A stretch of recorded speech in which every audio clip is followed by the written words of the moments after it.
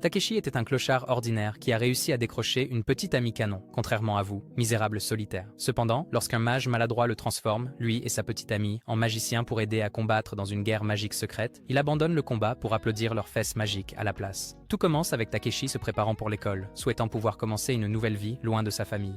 Quelques minutes plus tard, il se dirige vers l'école avec sa petite amie sexy, Kurumi, qui remarque rapidement son changement d'humeur et lui demande s'il a encore des problèmes à la maison. Après avoir évité le sujet, ils arrivent à l'école et elle promet de venir le voir au dojo plus tard avant de partir. Cependant, juste au moment où il atteint la porte, une bombe, nommée Mui, tombe soudainement de la porte, juste à côté de lui. Alors il la porte rapidement à l'infirmerie. Il essaie ensuite de la réveiller, mais elle commence à demander son frère avant de le serrer dans ses bras et de le supplier de rester. Cependant, dès qu'elle reprend pleinement conscience, elle le pousse au sol et sort un blaster tout en exigeant de savoir où ils sont. Il explique alors qu'ils sont dans l'infirmerie, mais elle a soudainement de nouveau des vertiges et finit par l'embrasser par accident. Encore une fois, elle sort le blaster et manque de peu de lui arracher la tête avant de l'accuser d'être un pervers. Mais après qu'il lui rappelle ce qui s'est passé et dit qu'elle vient de lui prendre son premier baiser, elle s'excuse. Il remarque alors la fumée magique sortant de son arme et lui en parle, mais elle est surprise qu'il puisse la voir et commence à s'excuser. Le moment suivant, son frère, Suganashi, entre et après qu'elle dit quelque chose à propos de ses souvenirs qui se réécrivent, 3 autres entrent pour la capturer. Takeshi essaie alors de s'enfuir par la fenêtre, mais Suganashi la gèle, alors il décide de les affronter avec son épée en bois.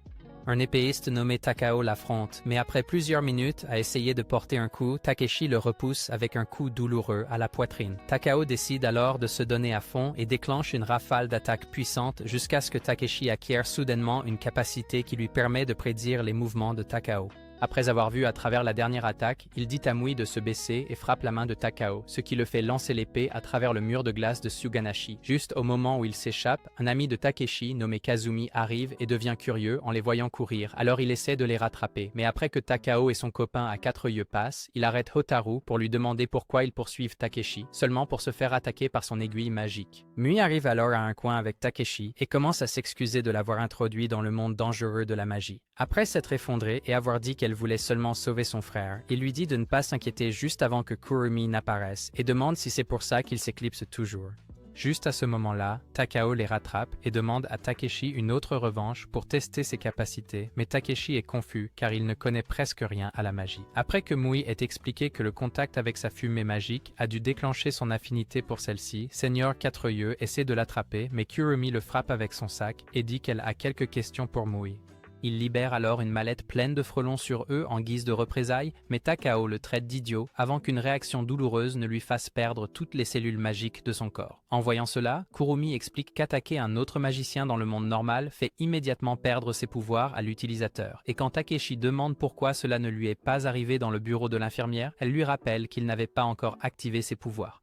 Après que le poison magique des frelons ait également provoqué l'activation d'une capacité magique chez Kurumi qui double la taille de ses seins, Kazumi arrive avec Hotaru sur ses épaules et demande ce qui se passe. À ce moment-là, il active également une capacité pour contrôler les flammes et, alors qu'il commence à paniquer, Takao reprend son duel avec Takeshi.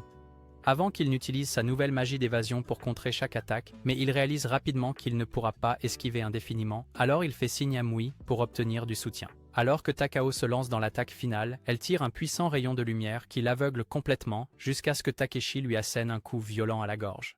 Avec le faux samouraï éliminé, Mui escorte ensuite Takeshi et les autres dans un miroir magique qui les emmène dans un monde différent appelé le monde ruiné. Quelques minutes après la grande visite, elle les emmène voir Udo, une infirmière qui soigne ensuite les blessures de Kurumi, avant de dire à Mui que la directrice a demandé à les voir. Quelques instants plus tard, ils s'assoient dans le bureau et attendent jusqu'à ce que Momoka se révèle et les accueille à l'académie de magie. Mui se lève immédiatement pour s'excuser de les avoir impliqués. Mais Momoka l'ignore pour demander s'ils ont une idée de comment le monde ruiné est apparu. Naturellement, ils disent tous que c'est la première fois qu'ils entendent parler de magie. Alors Momoka explique la grande guerre magique d'il y a 16 ans, où un puissant mage qui a fondé les Ghost Trailers a essayé d'anéantir toute l'humanité pour que les magiciens puissent régner en maître. Il avait déjà lancé un sort appelé Requiem Final qui aurait détruit la planète entière. Mais les 15 mages les plus puissants de l'époque ont combiné leurs capacités pour diviser le monde en deux, créant essentiellement le monde ruiné pour encaisser les dégâts tandis que le monde réel était épargné. Peu de temps après, un autre mage immensément puissant appelé le Sage a lancé un sort appelé Cadeau sur le monde des vivants pour s'assurer que tout magicien qui attaquerait un autre de ce côté perdrait immédiatement ses capacités. Après un cours intensif expliquant les différentes classes de magie qui existent, Momoka leur dit de choisir entre s'inscrire à l'académie ou perdre toute leur magie et retourner dans le monde normal. Kurumi essaie alors de convaincre Takeshi que renoncer à la magie est la chose logique à faire. Mais il jette un coup d'œil à Mui et fait le choix évident de rester et de maîtriser ses nouveaux pouvoirs. Après que Kazumi décide également de rester, Kurumi accepte à contre-cœur. Alors Momoka dit à Mui qu'ils commenceront dans la classe C de première année et qu'elle sera rétrogradée de sa classe S pour les rejoindre en guise de punition. En arrivant au bâtiment du dortoir quelques minutes plus tard, Mui s'excuse à nouveau d'avoir bouleversé leur vie, mais Kazumi la rassure en disant que ce n'est rien qu'ils ne puissent gérer. Alors, elle leur fait visiter les lieux. De retour dans le monde normal le lendemain, le frère de Takeshi, Jeku, demande à sa mère si elle sait pourquoi il aurait soudainement changé d'école avec Kurumi. Mais Yoko évite complètement le sujet et lui dit de se concentrer sur la préparation de ses examens d'entrée. À ce moment-là, Takeshi et les autres viennent de commencer leur premier cours avec un professeur nommé Makoto, qui explique ensuite l'importance d'un aspect qui est essentiellement ce qu'ils utilisent pour canaliser la magie après que Kurumi réalise que son aspect est le gloss à lèvres qui a réagi lorsqu'elle a obtenu ses pouvoirs. Kazumi réalise également que sa bague canalise la magie des flammes, mais Takeshi est confus à propos du sien, alors Makoto l'appelle pour évaluer sa magie. En apprenant qu'il est un utilisateur de magie d'évasion, il demande à Mui de l'emmener à l'armurerie. Et dès qu'ils partent, Kazumi commence à taquiner Kurumi sur ce qu'il pourrait faire derrière son dos. En marchant dans le couloir quelques instants plus tard, Takeshi demande à Mui quel est son aspect. Alors elle sort le blaster et explique depuis combien de temps elle l'a avant de lui dire comment elle et Shugen Ashi sont des magiciens de sang pur parce que leurs parents ont tous deux hérité naturellement de leurs capacités. Après avoir dit qu'être de sang pur est souvent valorisé dans plusieurs communautés magiques, elle lui dit de prendre son temps pour peser les options avant de prendre une décision sur la communauté qu'il veut rejoindre. Quelques minutes plus tard, ils arrivent à l'armurerie et rencontrent Kato, le vieux borgne qui gère l'endroit. Après s'être présenté, il dit à Takeshi de trouver quelque chose qui lui plaît. Mais Takeshi est confus par toutes les options disponibles et demande quelque chose de proche de son épée en bambou. Alors Kato lui remet une épée sombre. Il explique ensuite que l'ancienne utilisatrice était l'une des 15 plus grandes magiciennes qui utilisait également la magie d'évasion avant de décider d'abandonner ses pouvoirs pour mener une vie normale. En entendant cela, Takeshi découvre la lame pour la tester. Mais ensuite, il voit un cercle magique dessus et Mui demande immédiatement si c'est sûr, car utiliser une arme avec le cercle d'un autre magicien peut être extrêmement dangereux. Kato dit alors que ce ne sera pas un problème puisque Takeshi utilise la magie d'évasion avant de saisir soudainement une épée au hasard et de l'attaquer. Bien qu'il soit pris par surprise, Takeshi parvient à bloquer toutes ses attaques, mais l'épée commence soudainement à drainer sa magie jusqu'à ce qu'une cartouche apparaisse. Dès qu'il tombe, Kato explique qu'il vient de prendre le contrôle total de l'épée et lui donne 3 balles qui lui permettront de transformer l'épée en fonction du type de magicien qu'il affronte. Avec cela, ils retournent tous les deux en classe et voient que Kazumi a failli envoyer tout le monde dans l'au-delà. Mais Makoto leur dit qu'il n'y a pas de quoi s'inquiéter puisque ce genre de choses arrive tout le temps. Ensuite, Kurumi explique que leur classe est en fait connue pour enseigner les pires magiciens de l'académie. Un gojo à petit budget nommé Kipi ramasse une fille blonde nommée Violette et la félicite pour avoir éliminé toute une escouade de sorciers avant de partir. Quelques jours plus tard, Takeshi et les autres se dirigent vers l'arène pour une séance d'entraînement matinale. Mais il finit par lutter avec son épée tout le temps jusqu'à ce que les melons de Kurumi deviennent le centre d'attraction. Après qu'il lui dit de se transformer en plus petit la prochaine fois, Mui l'appelle pour se changer. Mais cela embrouille les garçons. Alors ils demandent tous les deux quand elle a commencé à être amie avec Mui. Kurumi affirme alors que Mui est juste trop amicale et part avec elle vers le vestiaire. Pendant qu'elle se change quelques minutes plus tard, Mui sort 2 billets pour une lecture spirituelle par la voyante la plus célèbre du campus. Mais Kurumi refuse même de les reconnaître jusqu'à ce que Mui mentionne que certains étudiants l'utilisent pour obtenir des lectures précises sur leur vie amoureuse. En attrapant un des tickets, elle voit les nonnes de Mui et devient instantanément complexée puisqu'elle n'a encore que des graines sur sa poitrine. Alors elle commence à poser une série de questions sur la façon dont elle les a fait pousser jusqu'à ce que Mui soit embarrassé. Après avoir passé tout le cours de gym dans un silence gênant, il continue de se sentir embarrassé en retournant en classe. Alors Takeshi et Kazumi demandent s'il s'est passé quelque chose entre eux. Le moment suivant, 2 filles passent et traitent Mui de traître avant que Makoto n'apparaisse et disent qu'elles sont membres du Wizard Brace. Sur un banc quelques minutes plus tard, il explique qu'il y a plus de 50 communautés magiques dans leur monde, mais seulement 7 sont reconnues par l'Association internationale des magiciens. Parmi ces 7 communautés, le Wizard Brace reste au sommet en tant que la plus puissante. Et comme il s'oppose fermement au Ghost Trailer, Mui, qui faisait aussi partie du Wizard Brace, a été étiquetée comme une traîtresse à cause des actions de Shiginashi. En entendant cela, Takeshi se souvient de la nuit où Geku l'a également traité de traître, mais Kurumi le sort de ses pensées et les entraîne tous les deux en classe.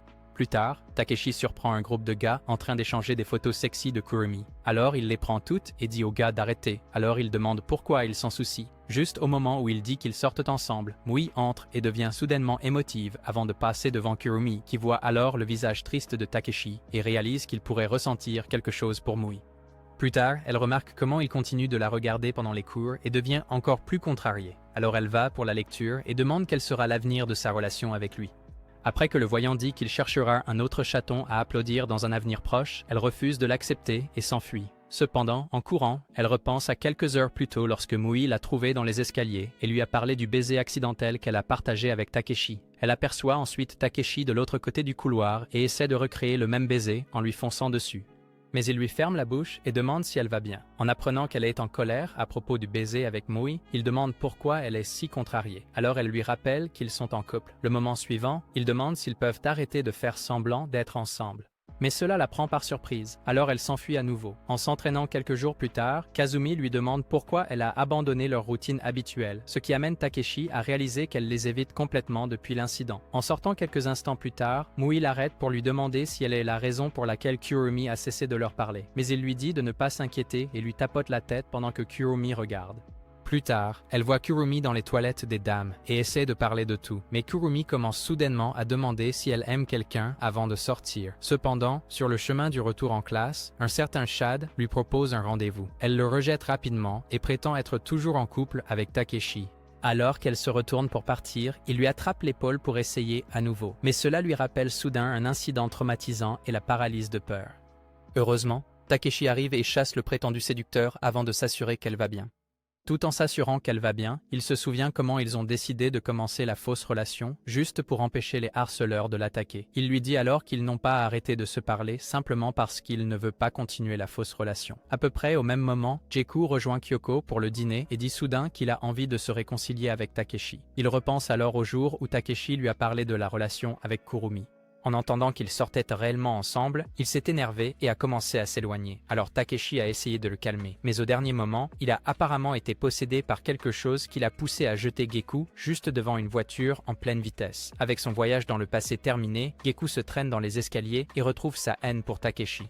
De retour à l'académie, Kurumi voit les photos que Takeshi a saisies des gars en classe et commence à le taquiner à ce sujet avant de lui en laisser une et de s'enfuir avant qu'il ne puisse lui rappeler que leur accord de faux amoureux est terminé. Alors qu'il fixe la photo, Mui, qui avait tout observé, décide d'aller faire une lecture pendant que Kurumi continue de se demander s'il l'aime maintenant. Cependant, au lieu de demander à propos de l'intérêt amoureux de Takeshi lorsqu'elle arrive enfin au sanctuaire du voyant, Mui demande de l'aide pour retrouver son frère et se retrouve plongé dans le monde en ruine quelques minutes plus tard. Le lendemain matin, Kazumi manque de s'incinérer la main en essayant de forcer sa magie dans la balle de Takeshi. Il envisage alors d'abandonner, mais lorsque Takeshi révèle qu'il a également du mal à invoquer la cartouche, ils conviennent tous deux de continuer à essayer. Le moment suivant, Kurumi entre en courant pour leur dire que Mui n'est jamais revenu au dortoir la nuit dernière. Et après leur avoir montré une carte du monde ruiné, Takeshi part en courant pour la montrer à Makoto, qui dit alors qu'il n'y a rien qu'il puisse faire à ce sujet. Quand Takeshi demande pourquoi il est si décontracté face à la situation, Makoto explique qu'il y a en fait une guerre en cours dans le monde ruiné. Et puisque Momoka n'est pas disponible, agir serait extrêmement risqué pour l'académie. Malgré cela, Takeshi commence à chercher sa propre issue, et lorsque Kazumi lui rappelle qu'ils sont encore des débutants de bas niveau qui maîtrisent à peine leur magie, il insiste sur le fait que sauver Mui est plus important que tout le reste. En entendant cela, Kurumi s'émeut et demande pourquoi il agit de manière insensée. Mais il refuse toujours de rester en arrière et explique qu'il comprend la douleur que ressent Mui à cause de sa relation endommagée avec Gekko. Naturellement, cela rend Kurumi encore plus émotive, alors elle s'enfuit. Pendant ce temps, Mui continue sa recherche et se remémore l'époque où Suganashi n'était que son grand frère innocent, qui avait encore du mal à contrôler sa magie. Plus tard, Takeshi trouve enfin une porte pour quitter l'académie, mais Kazumi l'arrête et décide de l'accompagner. Après que Kurumi se soit également présenté pour s'assurer qu'ils restent tous les deux en sécurité, ils entendent des pas et se cachent rapidement alors que des étudiants plus âgés ouvrent les portes et passent par un portail. Le moment suivant, ils sautent aussi dans le portail et manquent de vomir en traversant. Mais le vrai choc survient lorsqu'ils arrivent de l'autre côté et voient à quel point le monde ruiné est vraiment mauvais. Juste à ce moment-là, une dame en cape demande pourquoi ils ont quitté l'académie. Alors Takeshi décrit Mui dans l'espoir qu'elle ait des réponses sur l'endroit où elle est partie. Cependant, la dame en cape affirme qu'elle n'a jamais traversé le portail et les avertit de rentrer avant qu'une masse noire ne s'écrase soudainement sur sa barrière. Après que Venom de pacotille retrouve sa forme normale, un utilisateur de flammes comme Kazumi l'envoie dans l'au-delà et Kurumi attrape immédiatement Takeshi alors qu'ils réalisent tous que ce que Makoto a dit sur la guerre est vrai. Cependant, au lieu de faire demi-tour, il court directement dans la zone de danger alors Kurumi et Kazumi le suivent. À ce moment-là, Mui vient d'être projeté contre une clôture par Suganashi qui révèle ensuite que la voyante, qui est en réalité Violette, lui a donné la fausse localisation pour qu'il puisse enfin la capturer. Lorsqu'elle refuse de partir avec lui et dit qu'il doit plutôt venir avec elle, il commence à rire et prétend ne pas se souvenir d'être son frère avant de la saisir par le cou pour lui couper l'oxygène. Quand il loue sa résilience, elle lui rappelle qu'elle est celle qui a acheté ses gants comme cadeau d'anniversaire. Mais il refuse de croire ses propres souvenirs et draine toute son énergie. Quelques instants plus tard, Takeshi arrive enfin sur le toit, mais en la voyant allongée inconsciente sur le sol, il s'énerve et se précipite pour attaquer Suganashi. Après l'avoir traité d'idiot pour avoir blessé la seule personne essayant de le sauver, Suganashi lui dit d'arrêter de faire comme si elle était vraiment sa sœur. Il s'envole alors et déclenche une compétence glaciale mortelle qui fait tomber Takeshi. L'instant suivant, il active un sort pour le piéger dans la glace, mais Kazumi le pousse hors du chemin une seconde plus tôt et se retrouve piégé dans le mini-iceberg. En voyant cela, Takeshi essaie immédiatement de couper la glace, mais Kazumi lui dit de se concentrer sur Mui à la place, alors il part combattre Suganashi. Kazumi se remémore alors le jour où Takeshi a protégé sa petite sœur des voyous et lui a appris l'importance d'être l'aîné. Cependant, son retour en arrière est soudainement interrompu par le manque d'oxygène dans l'iceberg. Alors Kurumi essaie de demander de l'aide à Takeshi mais voit qu'il est déjà occupé à combattre Suganashi. Après une autre tentative infructueuse de parler à l'humanité de Suganashi, Takeshi prédit son prochain mouvement et dit à Kurumi de se baisser avant d'utiliser l'un des poignards de glace de Suganashi pour briser l'iceberg. Avec Kazumi maintenant en sécurité, il se précipite avec Mui et demande s'il peut maintenant canaliser la magie dans la balle. Mais Kazumi demande plus de temps, alors il retourne affronter Suganashi. Cette fois, Suganashi décide de le rejoindre au sol pour un concours de compétences, et alors qu'ils commencent tous les deux à croiser le fer, Kurumi canalise sa magie de guérison pour ranimer Mui, tandis que Kazumi essaie désespérément d'insuffler sa magie dans la balle. Après que Suganashi se lasse du combat à l'épée et utilise ses dagues de glace pour faire tomber Takeshi à nouveau, les filles accourent pour le protéger, alors il commence à charger son épée pour activer la cartouche pour la balle de Kazumi. Quand Kazumi finit par préparer la balle, Takeshi charge la cartouche et enflamme l'épée avec les flammes de Kazumi avant de tirer sur Suganashi jusqu'à ce qu'il tombe du ciel. Juste au moment où Mui essaie de se précipiter, Takeshi l'arrête parce qu'il vient de sentir quelqu'un d'autre. Alors Kippi se révèle et félicite Takeshi d'avoir fait confiance à son instinct avant d'offrir à Mui une place dans les Ghost Trailers et de partir avec Suganashi. Plusieurs minutes plus tard, ils retournent tous à l'académie et se retrouvent dans le bureau de Momoka, où elle les réprimande pour avoir entrepris une mission aussi imprudente. Après avoir expliqué à quel point c'était dangereux, elle lui demande de promettre de ne plus jamais faire d'erreur. Mais Takeshi refuse et dit qu'il fera tout ce qui est en son pouvoir pour aider Mui parce qu'elle n'abandonnera certainement pas son frère de sitôt. En entendant cela, Momoka admet qu'elle ne s'attendait pas à ce que Takeshi soit si déterminé et décide de leur donner une chance de prouver leur force. Pendant ce temps, Kippi rencontre Violette pour décrire ce qui s'est passé afin qu'elle puisse trouver Takeshi à l'académie et l'empêcher d'interrompre à nouveau. Plusieurs semaines plus tard, un donjon apparaît dans l'académie dans le seul but de tester tous les élèves de première année et de voir si Takeshi et les autres sont assez forts pour partir en mission pour sauver Suganashi. Peu de temps après avoir installé le donjon, Makoto explique le premier niveau à tous les étudiants. Et en apprenant qu'ils doivent simplement atteindre le plus haut bâtiment d'une petite ville, ils se précipitent pour terminer le niveau. Cependant, après qu'une bande d'araignées mitrailleuses apparaissent et commencent à tirer sur quiconque elles voient, ils se dispersent tous pour trouver un abri. Plusieurs minutes après, Takeshi aperçoit Takao marchant tranquillement dans une partie de la ville, alors il l'arrête et exige de savoir ce qu'il veut.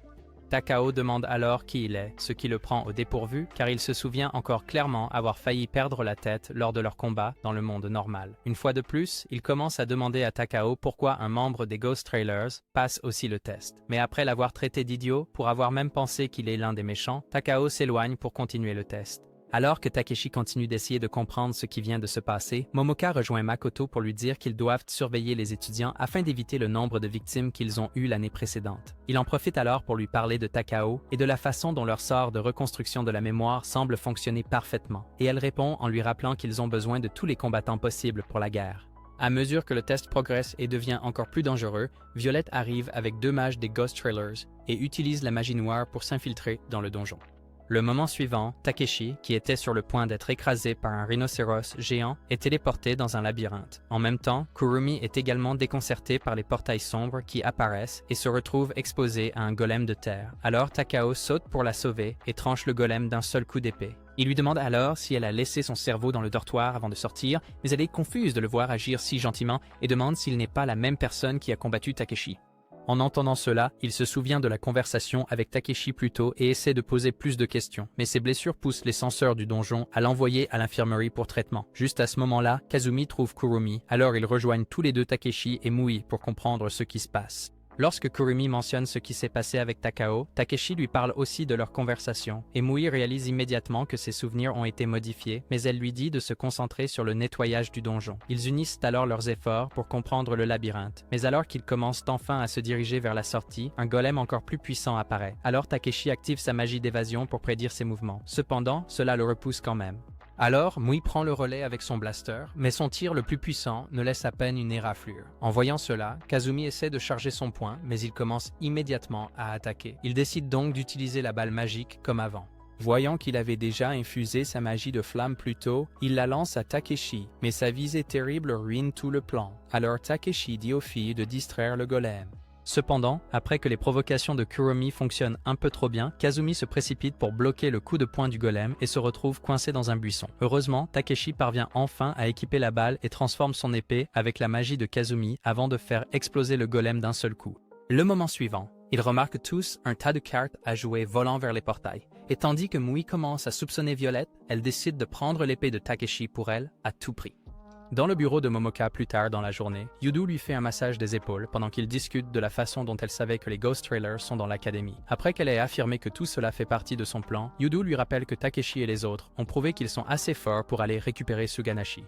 Elle essaie ensuite de masser le chat magique de Momoka, mais elle lui dit immédiatement d'arrêter. À l'école, le soir suivant, Kurumi se fâche contre Takeshi parce qu'il a refusé de rentrer chez lui pour célébrer le nouvel an avec sa famille. Quand Mui essaye de la calmer, elle le traite de menteur pour avoir rompu leur promesse de visiter le sanctuaire du festival ensemble et d'obtenir un porte-bonheur pour l'examen de Jeku. En entendant cela, Takeshi se lève pour se défendre et dit qu'il a une raison personnelle de ne pas revenir. Mais elle refuse d'écouter un mot de plus et s'enfuit. Des heures plus tard, elle rentre chez elle et continue de bouder jusqu'à ce qu'elle entende la sonnette et voit Geku, qui la salue alors et propose d'aller ensemble au sanctuaire.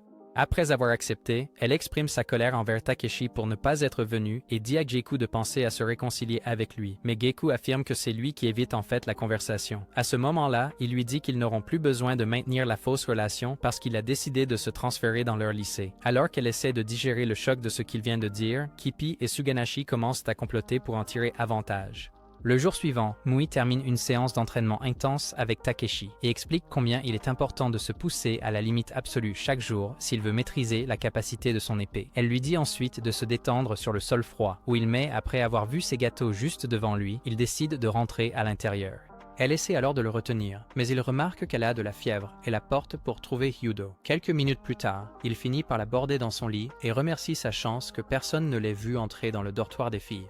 Cependant, alors qu'il se retourne pour partir, elle le tire soudainement dans le lit et le prend pour Suganashi avant de lui enlever ses bandeaux de melon et de plonger sa tête dans ses pots de lait. Après quelques minutes de câlin, il parvient enfin à échapper à son emprise. Mais ensuite, Kurumi revient au pire moment possible et l'attaque immédiatement pour avoir essayé de faire des bêtises dans sa chambre. Elle réveille alors Mui et la chasse aussi, mais Mui se trompe et part chercher Takeshi juste avant que Kurumi ne se mette à pleurer et n'active ses pouvoirs par accident. Peu après, Mui rattrape Takeshi près d'une fontaine et lui crie de la suivre jusqu'à la chambre, mais il refuse et commence à expliquer la vérité sur sa relation avec Kurumi. Il lui dit ensuite qu'elle doit apprendre à se protéger sans avoir besoin de lui, alors Mui accepte de la laisser seule. Plusieurs jours plus tard, Kurumi essaie de le trouver à la bibliothèque, mais finit par voir Takao. Alors elle en profite pour le remercier de l'avoir sauvé dans le donjon, avant de lui demander si ses blessures sont complètement guéries. Après lui avoir dit qu'elle n'a pas à s'inquiéter pour lui, il l'attire soudainement vers lui et essuie une larme de son œil. Mais cela provoque un dysfonctionnement de son cœur, alors elle s'enfuit et tombe sur Takeshi. Quelques jours plus tard, Momoka rassemble l'équipe pour la mission de récupération de Suganashi et remet à Mui une balle spéciale pour réparer son amnésie sélective sans causer trop de dégâts. Dès qu'elle prépare la porte du portail vers le monde ruiné, Takao et Hotaru sont forcés d'entrer dans le bureau. Mais au lieu de se battre, ils décident de suivre les ordres et se dirigent vers le portail. Quand ils arrivent tous de l'autre côté, Kippi arrive avec Suganashi, alors Momoka demande l'échange d'otages qu'ils ont convenu. En entendant cela, Hotaru perd son sang-froid et demande ce qui se passe. Alors Takao repense au moment où il a vu Takeshi dans le donjon et lui dit d'accepter qu'ils sont en fait des Ghost Trailers qui se sont fait attraper. Lorsqu'elle commence à argumenter qu'elle n'abandonnerait jamais le Wizard Brace pour rejoindre les Ghost Trailers, il lui dit de se taire et d'accepter la réalité car ils n'ont pas le temps pour un débat. Kurumi l'arrête alors de partir pour le remercier de l'avoir sauvé une fois de plus. Alors il lui dit de travailler à devenir plus forte et place un dispositif spécial dans sa paume avant de pousser Hotaru en avant. Pendant qu'ils retournent tous les deux vers les Ghost Trailers, Suganashi se dirige vers Mui pour un dernier affrontement et Momoka prépare un autre portail pour escorter Kippi sur le site de leur duel. Dès qu'ils partent, Suganashi charge sa magie pour enfin faire taire Mui, mais Yudo lui dit de se concentrer d'abord sur le passage de son équipe Alpha. Il commence alors avec les habituels poignards de glace, mais elle les bloque facilement avec un puissant bouclier d'eau avant que ses coéquipiers ne combinent leur magie pour créer une trappe massive juste en dessous de Suganashi. Cependant, malgré le fait de réussir à le forcer à l'intérieur, ils sont quand même touchés par ces glaçons, et après qu'il ait sauté et se soit enfoncé plus profondément dans la ville, Mui le poursuit. Yudo dit alors à Takeshi de se concentrer sur le fait de la ramener en un seul morceau s'ils échouent à capturer Suganashi. À ce moment-là, Momoka et Kippi viennent d'atteindre l'espace aérien au-dessus d'un vieux pont pour leur duel. Mais ils décident de commencer en lui rappelant qu'il était en fait son mentor à un certain moment. Après avoir dit qu'elle aurait dû l'éliminer à l'époque, elle promet de se venger de ce qui est arrivé à un gars appelé Mitaka, mais Kippi affirme immédiatement ne pas savoir ce qui s'est passé non plus. Quand elle demande pourquoi plusieurs témoins oculaires l'ont vu planer au-dessus du corps de Mitaka, il insiste sur le fait qu'il n'a rien à voir avec ça, alors elle active son arme pour lui faire avouer la vérité. Juste à ce moment-là, il lance aussi sa magie et essaie de tester ses capacités avec une attaque fulgurante, mais elle la voit facilement venir et bloque. Alors il couvre tout l'espace aérien de particules sombres avant de lui rappeler sa magie destructrice. Après avoir dit qu'elle a 13 minutes avant que cela ne fasse fondre complètement son corps, il demande un combat sérieux. Alors elle fonce et déclenche une rafale mortelle de combos, mais il parvient tout de même à porter le premier coup. Cela la met en colère, alors elle canalise sa magie dans une tranche puissante qui coupe le pont en deux. Il la félicite ensuite d'être devenue si forte par elle-même, mais dit que tout cela est inutile puisqu'elle ne peut pas arrêter l'effet de ces particules. Le moment suivant, elle commence à utiliser des portails pour se rapprocher et crée soudainement une boîte explosive pour tout finir. Alors il essaie de s'échapper, mais elle s'accroche à sa jambe et l'entraîne dedans avant de déclencher l'explosion. Cependant, son corps continue de se désintégrer. Alors elle essaie de trouver un nouveau plan, puisque le tuer aurait dû arrêter toutes les compétences magiques qu'il avait activées. Lorsqu'il surgit soudainement de l'océan, elle admet être surprise qu'il ait pu survivre à une explosion aussi puissante. Alors il prend un moment pour se contempler avant de demander si elle fait tout cela juste pour se préparer au réveil d'un gars appelé Kazuma. En entendant cela, Momoka décide d'arrêter de jouer et ouvre un portail vers l'espace pour l'aspirer. Cependant, sa magie destructrice commence également à peser sur son corps, mais elle parvient à tenir jusqu'à ce qu'il soit aspiré. Pendant ce temps, Mui et les garçons viennent d'entrer dans le palais de glace de Suganashi, alors Kazumi essaie de percer par le haut, mais ses flammes ne font que faire tomber une couche de glace. Alors qu'ils se préparent pour une autre explosion, ils sont attaqués par des piliers de glace et commencent à esquiver, comme si leur vie en dépendait. Heureusement, Kazumi a préparé une autre balle pour Takeshi avant la mission. Mais après l'avoir chargé dans la cartouche, Takeshi essaie de transformer l'épée et manque de perdre ses deux bras à cause d'une explosion soudaine qui envoie l'épée quelques étages plus haut. Lorsque Mui demande à Kazumi s'il a fait attention au niveau ou à la magie qu'il a introduite dans la balle, il réalise que c'était son erreur, mais Takeshi décide de se concentrer sur la récupération de l'épée. Juste au moment où il l'attrape, Suganashi gèle son bras sur place. Alors Mui saute à travers le plafond pour aller lui parler à nouveau, tandis que Kazumi essaie de faire fondre la glace autour du bras de Takeshi. Pendant qu'elle l'affronte, Takeshi commence à réaliser que c'était son engagement à sauver Suganashi qui l'avait rendu si obsédé, car contrairement à elle, il avait depuis longtemps renoncé à sauver sa relation avec Gekko. Alors qu'il dit ensuite à Kazumi de tout faire exploser, Mui essaie d'expliquer à quel point elle s'est sentie seule sans Suganashi. Mais la douleur de son esprit qui essaie désespérément de se souvenir le fait paniquer, alors il tire une décharge pour la repousser. Juste au moment où il en prépare un autre, Kazumi fait exploser tout le château et libère Takeshi, qui saute alors devant Mui et demande à Suganashi comment il peut être si cruel envers la seule personne qui n'a pas abandonné.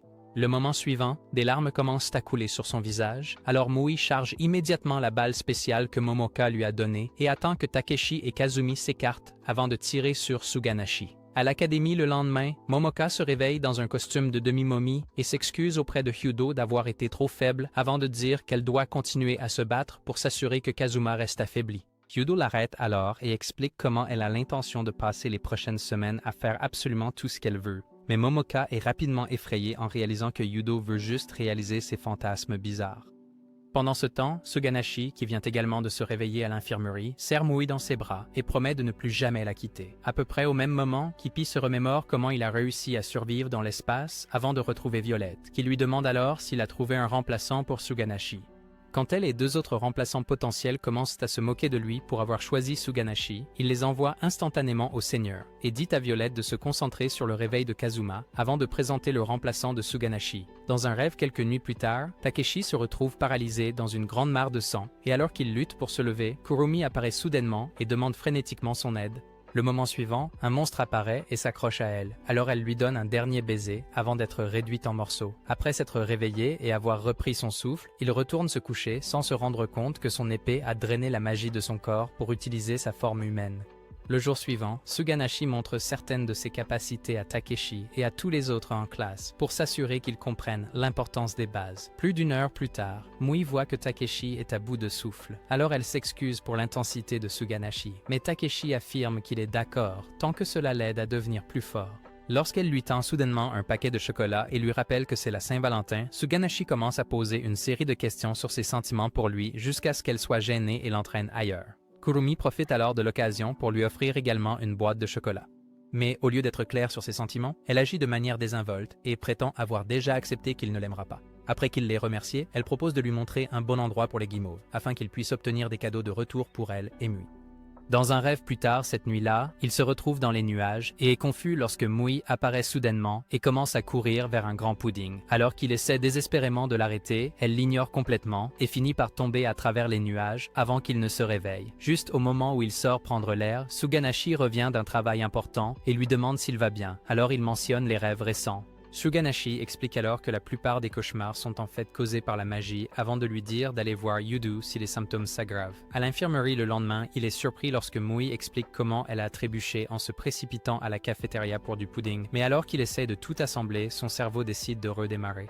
Quelques minutes plus tard, il se réveille dans l'un des lits et Yudu lui dit de se concentrer sur tout le sommeil qu'il a manqué puisque les filles sont déjà retournées en classe. Cependant, après quelques minutes de sommeil paisible, il se retrouve dans un autre rêve et assiste à un face-à-face entre Kippy et la forme humaine de son épée, Twilight.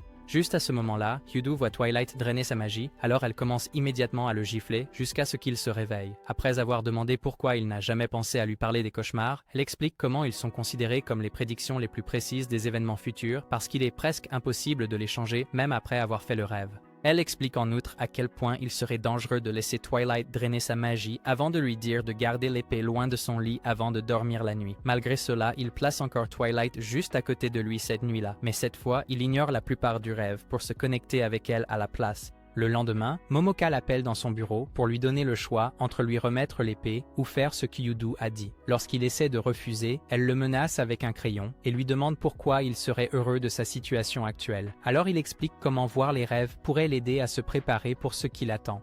En entendant cela, Momoka décide de l'aider à prendre le contrôle de Twilight, mais dit qu'il doit la combattre dans le rêve. Cela l'inquiète car une défaite pourrait être la fin pour lui, mais elle promet de s'assurer que cela n'arrive jamais. À l'infirmerie quelques minutes plus tard, Mui se présente pour le rejoindre et refuse d'accepter un non comme réponse. Alors, Yudu commence le sort pour les plonger tous les deux dans un sommeil profond, tandis que Momoka renforce leur magie pour plus de puissance. Le moment suivant, Takeshi se retrouve dans une arène et se sent confus jusqu'à ce que Mui le trouve et lui explique qu'ils sont dans son rêve. Une fois dehors, ils se retrouvent sur une plage. Mui se précipite immédiatement vers l'eau, mais est soudainement choqué lorsque l'esprit bizarre de Takeshi échange son uniforme contre un bikini sexy. Cela la fait trébucher, alors il essaie de la sauver, mais finit par déverrouiller sa couverture de l'intrigue dans le processus. Alors qu'elle court dans l'eau pour garder ses atouts couverts, il aperçoit Twilight sur une balançoire et commence à courir vers elle. Cependant, après avoir été soudainement transporté sur un lac gelé, il voit Kyoko essayer de lui dire quelque chose à propos de Geku et tente de s'approcher, mais elle disparaît juste avant qu'il ne prenne un vilain coup à l'épaule.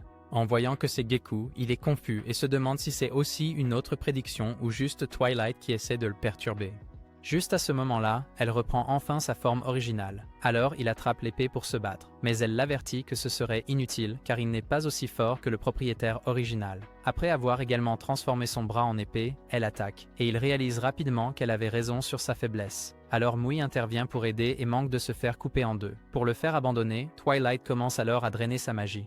Mais alors qu'il y réfléchit, Mui lui dit de ne pas abandonner tout de suite. Twilight essaie immédiatement de la faire taire pour de bon, mais quand il se précipite pour la sauver, elle décide de drainer sa magie aussi. Il tombe alors à genoux et pense à quel point il a toujours souhaité que Yoko le reconnaisse, avant de soudain réaliser ce que Twilight veut vraiment. Dès qu'elle lève son épée pour un dernier coup, il s'excuse de ne pas avoir reconnu qu'elle est bien plus que son épée et décide de changer son nom en Eterna. En entendant cela, elle tombe à genoux et revient à sa forme originale. Alors Mui se précipite pour le féliciter avec un câlin. Plus d'un mois plus tard, Jeku rentre chez lui et annonce avec enthousiasme à Yoko qu'il a enfin été accepté dans l'école dont il parle depuis quelques semaines. Pendant ce temps, Takeshi vient d'emmener Kurumi chercher les guimauves qu'elle demandait l'autre jour. Après lui avoir également parlé de sa nouvelle relation avec Eterna, ils commencent à discuter de ce qui pourrait les attendre pour leur deuxième année à l'académie. Au début de la nouvelle session, plusieurs semaines plus tard, Takeshi et Kurumi rejoignent le comité d'accueil pour saluer tous les nouveaux étudiants et se figent soudain de stupeur lorsque Kazumi arrive avec sa sœur, Futaba, et dit qu'elle vient de s'inscrire à l'académie. Après les avoir salués tous les deux, ils demandent comment elle est devenue magicienne. Alors Kazumi leur raconte une nuit, il y a quelques semaines, lorsqu'elle a été invitée à une fête d'anniversaire remplie de garçons de sa classe. Naturellement, il a refusé de la laisser partir, et quand elle a commencé à se disputer avec lui, il a perdu le contrôle de ses pouvoirs et a failli faire exploser leur appartement. En conséquence, les particules magiques de ces flammes ont réagi à son corps et lui ont également donné des capacités. Alors qu'il continue d'essayer d'expliquer toute l'histoire, Futaba lui dit d'arrêter de l'embarrasser et s'enfuit, alors il la poursuit. Le moment suivant, Takeshi et Kurumi entendent une voix familière les appeler et ont du mal à en croire leurs yeux en voyant Geku, qui les salue ensuite avec un sourire comme s'ils avaient toujours été les meilleurs amis du monde. Takeshi demande immédiatement comment il est devenu magicien, mais il évite la question et dit qu'il doit aller à l'orientation avant de s'enfuir. Au fil des jours, il continue d'éviter ce sujet, alors Takeshi finit par se lasser de poser la question. Cependant, après l'avoir vu dans le bain des garçons quelques nuits plus tard, il le rejoint à contre-cœur dans l'eau et essaie de trouver la bonne façon de poser la question. C'est alors qu'il voit la cicatrice sur la jambe de Geku et change d'avis. Mais alors qu'il se lève pour partir, Geku propose de lui frotter le dos. En le lavant quelques minutes plus tard, il s'excuse d'avoir été si amer ces dernières années et affirme qu'il a toujours su que l'accident n'était pas vraiment la faute de Takeshi. Cela surprend Takeshi, alors il reste silencieux et écoute pendant que Geku continue de parler de comment ils devraient redevenir frères comme avant. Lorsque Takeshi se tourne enfin pour accepter les excuses, il se souvient d'un de ses cauchemars où Geku était assoiffé de sang, mais décide d'accepter que c'était juste Eterna qui le tourmentait. Au fil des jours, ils commencent à se rapprocher comme avant et s'entraident même lors des séances d'entraînement habituelles. Pendant ce temps, Suginashi continue de taquiner Mui à propos de ce qu'elle ressent pour Takeshi. Un après-midi pendant le déjeuner, Takeshi prend sa nourriture pour rejoindre tout le monde à une table, mais il tombe sur Makoto, qui commence alors à parler de la façon dont il doit guider Geku parce qu'il a une vision du monde différente de celle du frère cadet moyen. Cela déroute un peu Takeshi, mais il écarte cela comme un simple vœu pieux et rejoint les autres à leur table. Cependant, en dormant plus tard cette nuit-là, il fait un autre cauchemar où Geku lui vole Eterna et promet de prendre tout ce qui lui est cher par la force. Après s'être réveillé, Takeshi voit Kippi regarder par la fenêtre et attrape immédiatement Eterna. Mais Kippi lui dit de se détendre car il aurait pu facilement l'éliminer pendant qu'il dormait. Takeshi lui demande alors ce qu'il veut, donc il propose de lui donner une version mise à jour de l'histoire que Momoka lui a racontée lorsqu'ils sont arrivés à l'académie. Il y a des siècles, le sorcier Brass a commencé à monopoliser l'utilisation de la magie à travers le monde, et est même allé jusqu'à éliminer quiconque refusait de se conformer à leurs règles. Bien que plusieurs autres factions aient émergé au fil des ans et aient permis une utilisation libre de la magie, le Wizard Brace a continué à chercher à rester au sommet en recrutant les magiciens les plus puissants qu'ils pouvaient trouver dans leur rang. L'un de ces magiciens était Kazuma, le chef des Ghost Trailers, qui à un moment donné était également un étudiant de l'académie et un ami proche de Kippi et d'un gars nommé Tsukiyomi. À l'époque, il était déjà célèbre pour sa maîtrise immense de la magie. Mais quand Kippi et Tsukiyomi ont demandé pourquoi il n'avait pas rejoint le Wizard Brace, il a exprimé son refus total d'être utilisé comme un instrument de guerre et a dit qu'il n'utiliserait sa magie que comme il l'entendait. Cela n'a pas plu aux dirigeants car quelques jours plus tard, un haut représentant du Wizard Brace est venu le voir et a essentiellement expliqué qu'il ne serait pas autorisé à rester un agent libre avec le niveau de magie qu'il avait. Encore une fois, il a clairement indiqué que sa magie ne devait être contrôlée par aucune organisation. Mais les choses ont rapidement pris une tournure sombre lorsque le représentant lui a montré une diffusion en direct de la maison familiale où ses parents étaient retenus captifs pour le forcer à rejoindre le Wizard Brace. En voyant cela, Kazuma a perdu son sang-froid et a immédiatement lancé son sort Final Requiem pour effacer complètement le représentant de l'existence. Peu de temps après cela, ses parents ont été tués, alors il a créé les Ghost Trailers pour libérer tout magicien contraint d'utiliser sa magie à des fins maléfiques. Mais cela a déclenché le début de la Grande Guerre magique il y a 16 ans.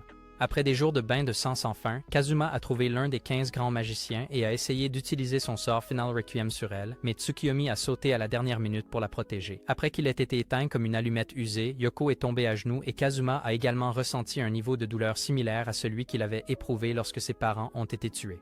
En entendant tout cela, Takeshi se fige de stupeur car il ne s'attendait pas à apprendre que sa mère était l'une des 15 plus grandes magiciennes. Mais Kippi lui assure que tout est vrai et lui suggère de demander à Momoka s'il a encore des doutes. Takeshi exige alors de savoir ce qu'il veut, alors Kippi lui propose une place avec les Ghost Trailers.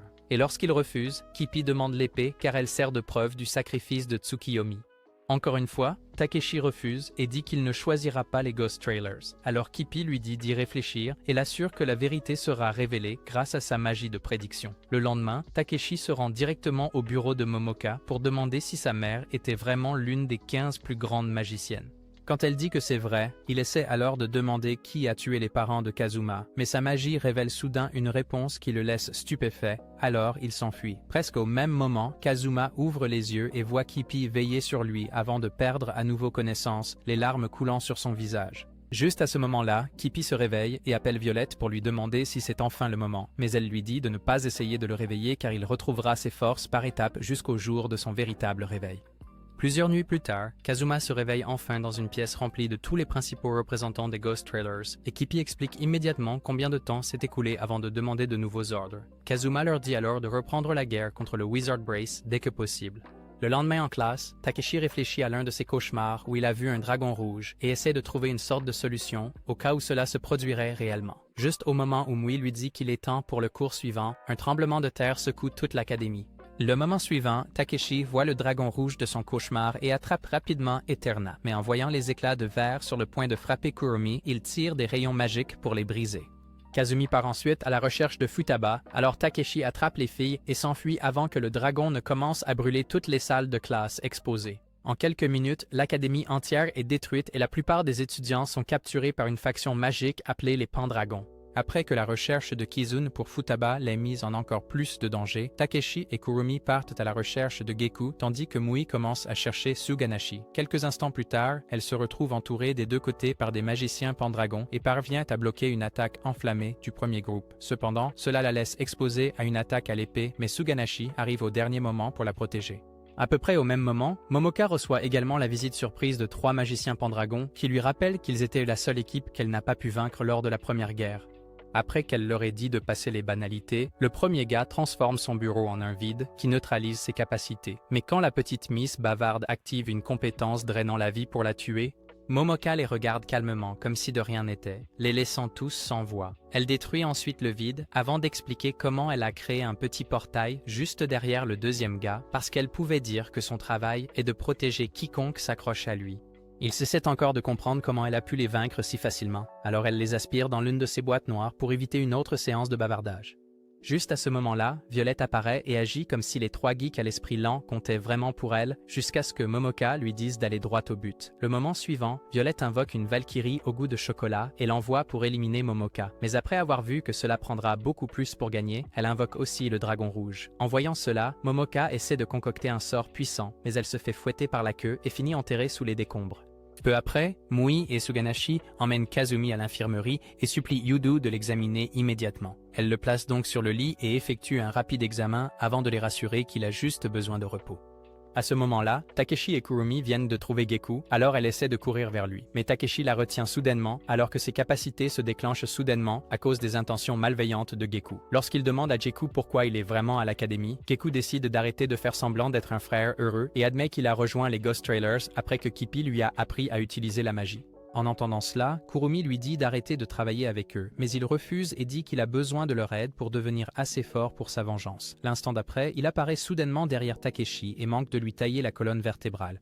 Il continue ensuite à porter des coups plus rapidement que Takeshi ne peut réagir, tandis que Kurumi regarde son béguin se faire tabasser et essaie désespérément d'arrêter Geku. Après avoir forcé Takeshi à terre et transpercé son épaule, Geku lui accorde enfin une pause. Alors Kurumi se précipite pour le protéger et demande pourquoi il va aussi loin. Geku explique alors que sa capacité de téléportation, associée au fait qu'il peut enfin marcher librement, signifie évidemment qu'il était destiné à punir Takeshi pour sa trahison.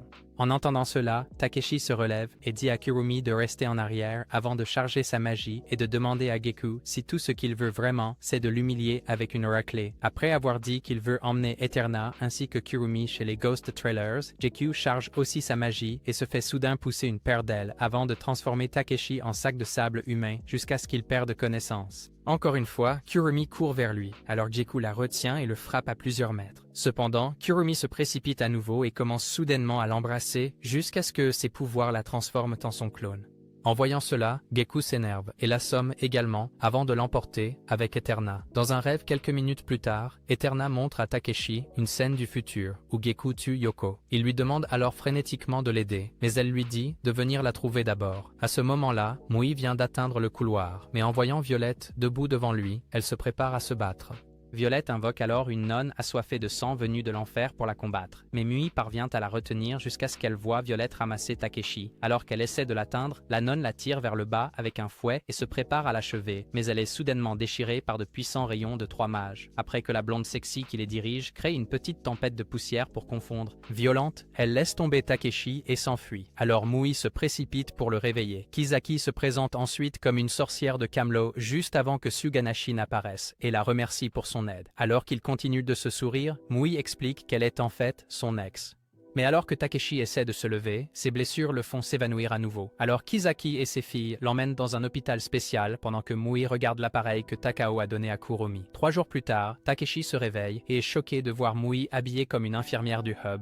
Alors elle explique que c'était la seule tenue qu'elle a pu trouver après qu'ils aient quitté le monde en ruine. Cela le confond encore plus, car il pensait initialement qu'ils étaient dans l'un des centres de santé de l'académie. Mais elle lui dit comment Kisaki et ses filles l'ont amené dans le monde normal pour qu'il n'ait pas à s'inquiéter d'être attaqué par des utilisateurs de magie. Il remarque alors à quel point elle est triste et lui prend le visage pour la réconforter avant que Kazumi ne se précipite soudainement à l'intérieur en pleurant à chaudes larmes. Après quelques secondes de plus à perdre tous les points d'aura qu'il avait accumulés, il explique comment 2 hommes en noir à petit budget ont attrapé Futaba à l'académie et ont dit quelque chose à propos du bureau d'enquête avant de l'assommer. En entendant cela, Mui explique qu'ils sont en réalité une agence spécialisée dans la magie qui forme des personnes avec une magie exceptionnellement élevée. Lorsque Kazumi insiste encore sur le fait qu'ils avaient tort de prendre Futaba, il lui rappelle qu'elle aurait été en plus grand danger en restant avec eux puisqu'ils ne savent même pas ce qui va se passer ensuite. Juste à ce moment-là, Suganashi entre avec Kisaki pour le vérifier.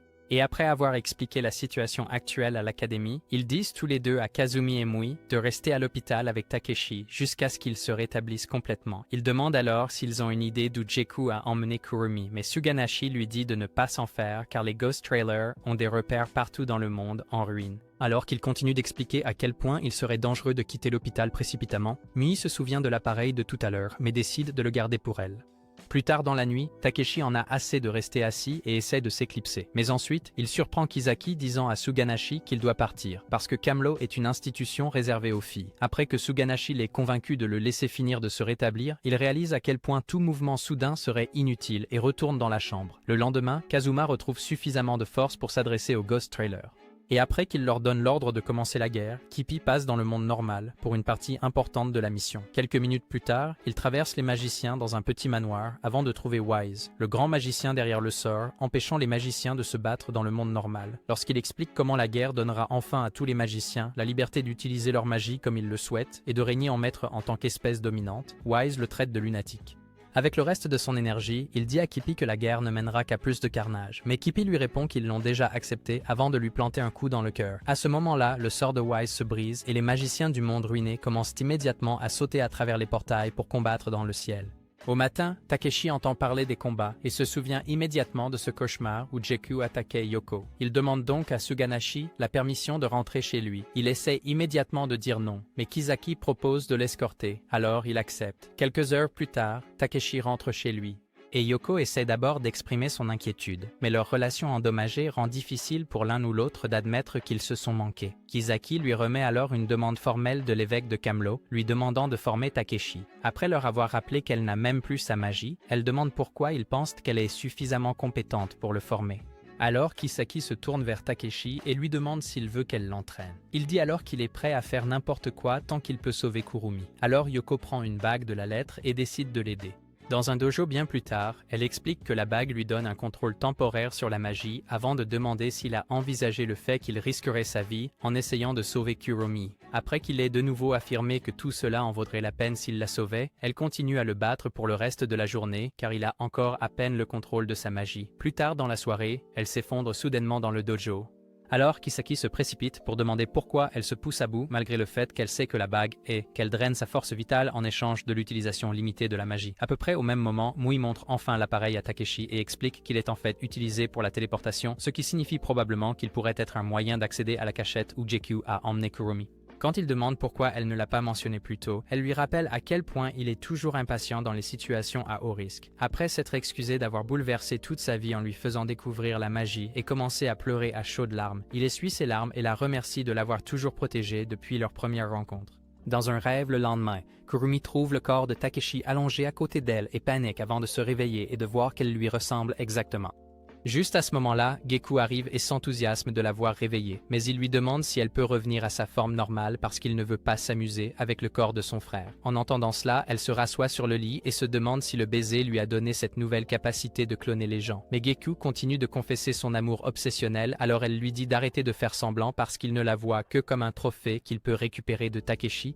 Lorsqu'il nie complètement cela et dit qu'il ne voudrait jamais quelque chose qui appartenait à son frère aîné perdant, elle demande si cette même logique s'applique à Eterna, qu'il a également volé après le combat. En entendant cela, il se met en colère et fait exploser la pièce. Alors elle s'enfuit pour lui échapper et finit par tomber sur Takao. Après qu'il lui ait expliqué qu'ils sont dans le quartier général des Ghost Trailers, elle demande à être cachée de Geku.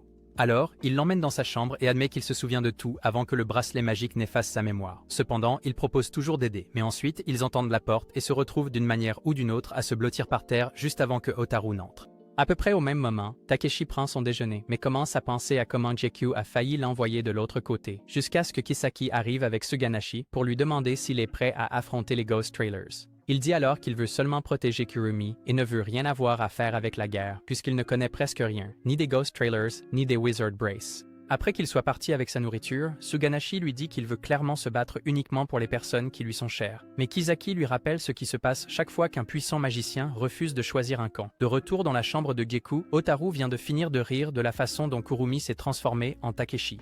Alors, Takao demande si elle va aider avec leur plan d'évasion pour elle. Elle explique ensuite comment elle a commencé à détester Geku après qu'il soit apparu et soit soudainement devenu le préféré de Kippi. Quelques minutes plus tard, ils la font traverser le bâtiment et expliquent comment il a été conçu pour ressembler à un labyrinthe, jusqu'à ce que Takao entende la voix de Geku et leur dise de se cacher. Il essaie alors de distraire Geku, mais il aperçoit la jupe de Kurumi et commence à l'appeler. Alors, Hotaru lui dit de mettre le rouge à lèvres pour un tour de magie. L'instant d'après, elle embrasse Kurumi et attend qu'elle termine la transformation avant d'admettre qu'elle a toujours voulu savoir ce que ça fait. Après qu'elle s'enfuit, Geku la rattrape et continue immédiatement sa recherche.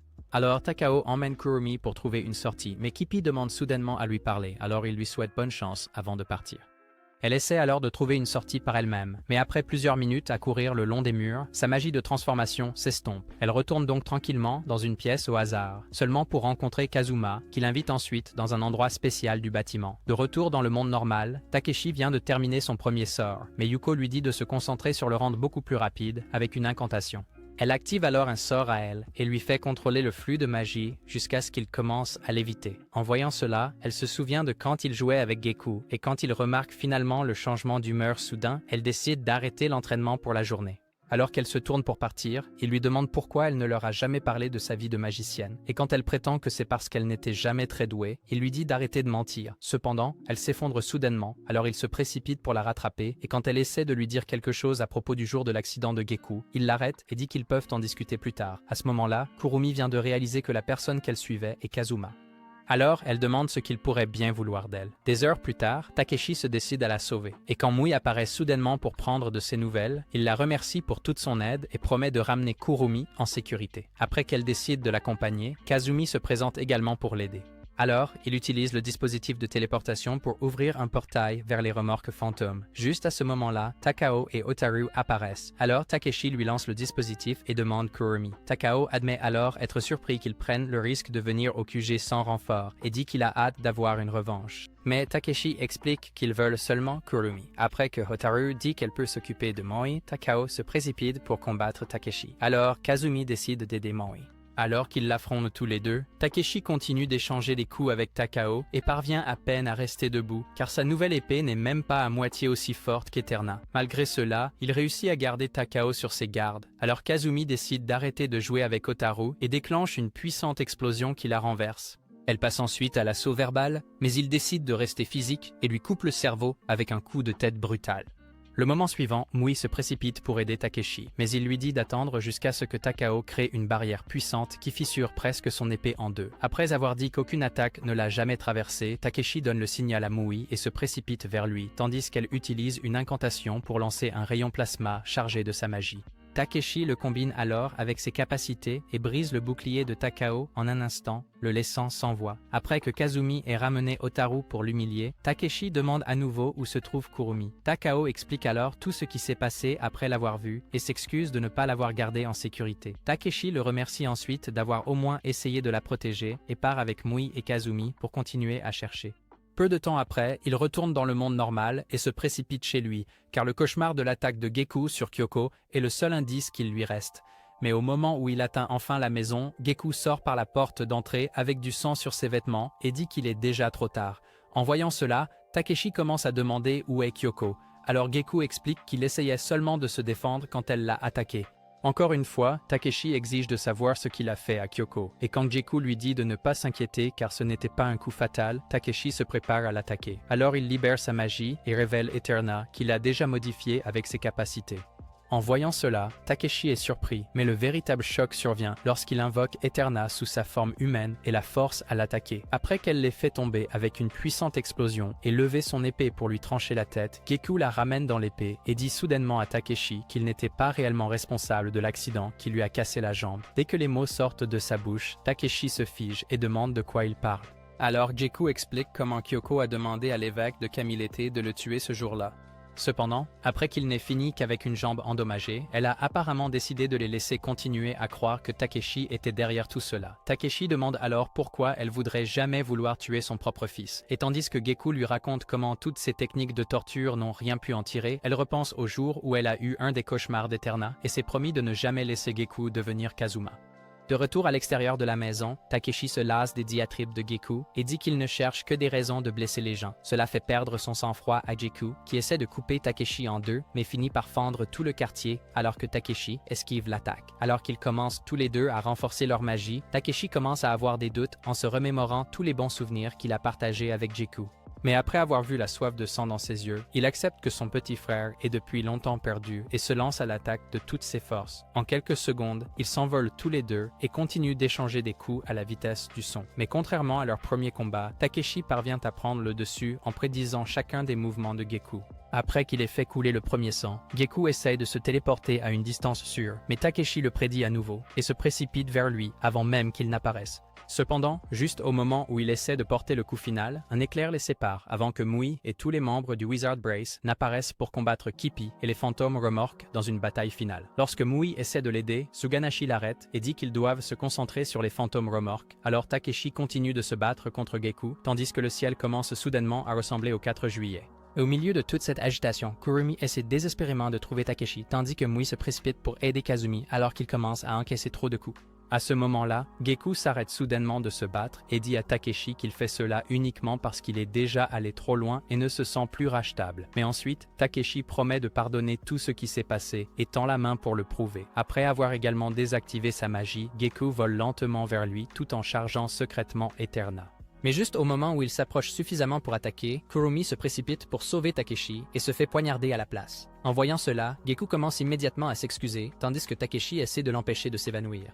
Mui le remarque aussi et se distrait de son combat. Alors Suganashi prend le relais et lui dit d'aller aider Kurumi. Elle se précipite alors et commence à utiliser la magie de guérison sur elle, tandis que Takeshi remonte pour affronter Geku et perd complètement le contrôle. Alors que les deux frères continuent de déchaîner des quantités dangereuses de magie, Kurumi donne à Mui un dernier message pour Takeshi, ce qui la fait pleurer alors que la douleur de la perdre devient insupportable. Juste à ce moment-là, Takeshi finit par faire tomber Geku du ciel et décide d'en finir. Mais ensuite, Geku revient à son état narcissique et commence à blâmer Takeshi pour tout avant de déchaîner toute sa magie pour riposter. Alors que leur pouvoir commence à atteindre des explosions de niveau apocalyptique, Momoka décide d'y mettre fin et dit quelque chose à propos d'aider Kazuma avant de déclencher un trou noir qui détruit presque toute la ville en quelques secondes. Après que la poussière soit retombée, ils commencent tous à chercher Takeshi et Geku. Pendant ce temps, Kazuma vient de finir de soigner Yoko, alors il rejoint Violette à l'extérieur et dit qu'il est temps de commencer à reconstruire l'avenir avant de lui demander pourquoi elle lui est si loyale malgré tout ce qu'il a fait. Elle lui rappelle alors le moment où il lui a sauvé la vie et dit qu'elle restera toujours à ses côtés, peu importe ce qu'il deviendra à l'avenir. Quelques minutes plus tard, Takeshi se réveille sur un banc quelque part dans l'académie et a du mal à croire ses yeux en regardant autour de lui et se demande comment tout est encore intact.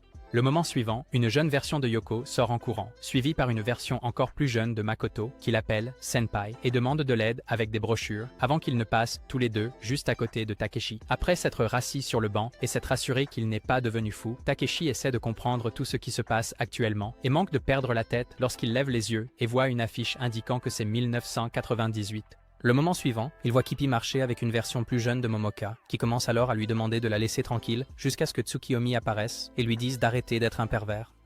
En voyant son visage, Takeshi se souvient que c'est le gars qui s'est fait descendre en essayant de sauver Yoko. Alors il continue d'écouter leur conversation jusqu'à ce que Kazuma apparaisse aussi. Après l'avoir entendu parler, Takeshi commence enfin à assembler les pièces du puzzle et réalise qu'il est d'une manière ou d'une autre retourné dans le temps. Le moment suivant, Geku sort soudainement pour rencontrer Kazuma et les autres. Alors Takeshi baisse immédiatement la tête et essaie de cacher son choc alors qu'ils commencent à passer. Cependant, après qu'ils soient tous passés devant lui, Geku se retourne et dit qu'il l'attendait. Takeshi repense alors au moment où Yoko a essayé de lui dire quelque chose à propos de Geku et se demande s'il y a beaucoup plus à savoir sur qui il est vraiment.